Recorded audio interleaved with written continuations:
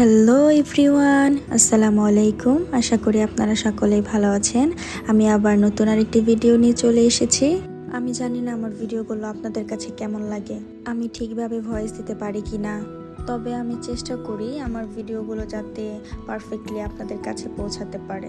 আসলে মানুষ মাত্রই তো ভুল, যদি আমার কথায় কোনো ভুল থেকে থাকে তাহলে আপনারা সবাই ক্ষমার দৃষ্টিতে দেখবেন।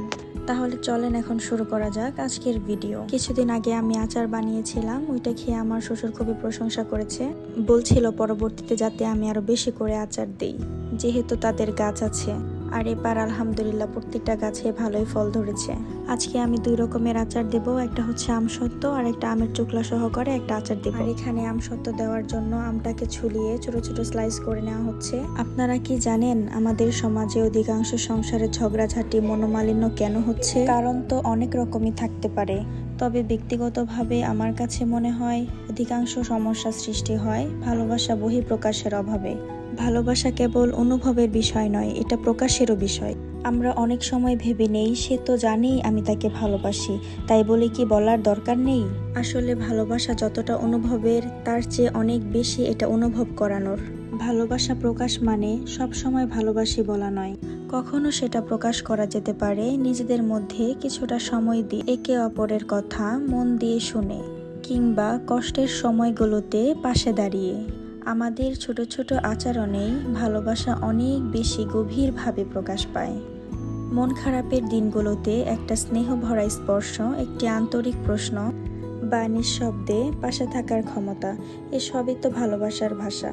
পার্টনার যদি ভালোবাসাটাই প্রকাশ না করে তাহলে সে সম্পর্কটা ধীরে ধীরে নিঃশব্দ হতে থাকে। ভালোবাসা জমে থাকে মনের কোণে, কিন্তু তা যদি মুখে না আসে, আচরণেও ফুটে না ওঠে, তবে সেটা যেন একটা অনুবাদহীন কবিতা হয়ে যায়। আমরা ভেবে নেই আমি তো তাকে অনেক ভালোবাসি, তাহলে সেটা কি সে বোঝে না? এমনও অনেক সম্পর্ক আছে যেটা ভেঙে যায় কেবলই একটা কারণেই, ভালোবাসা ছিল কিন্তু তা এখনো প্রকাশ করা হয়ে ওঠেনি। যখন একটা মানুষ বারবার অবহেলিত বোধ করে কিংবা অনুভব করে যে তার কোনো গুরুত্ব নেই, তখন সে ধীরে ধীরে দূরে যেতে শুরু করে, আর তার ভিতরে জমতে থাকে অনেক অভিমান, ক্ষোভ, একাকিত্ব। একটা সময় সে ভাবতে শুরু করে তাকে তো আর দরকার নেই, আর এই সময়টা খুবই ভয়ঙ্কর। সে নিজেকে সম্পূর্ণরূপে গুটিয়ে নিতে শুরু করে, একাকিত্বের সাথে অভ্যস্ত হয়ে যায়। ভালোবাসা প্রকাশ না করলে সম্পর্কটা যেন একটি শুষ্ক গাছের মতো হয়ে যায়। ভেতরে ভেতরে হয়তো শিকড় বেঁচে আছে, কিন্তু বাহিরে ডালপালা দেখে কেউ বুঝতে পারে না। বিষয়টা এমন না যে কাজ টাজ বাদ দিয়ে সারাদিন ভালোবাসা প্রকাশের জন্য পার্টনারকে সময় দিতে হবে। ভালোবাসা তো অনেকভাবেই প্রকাশ করা যায়।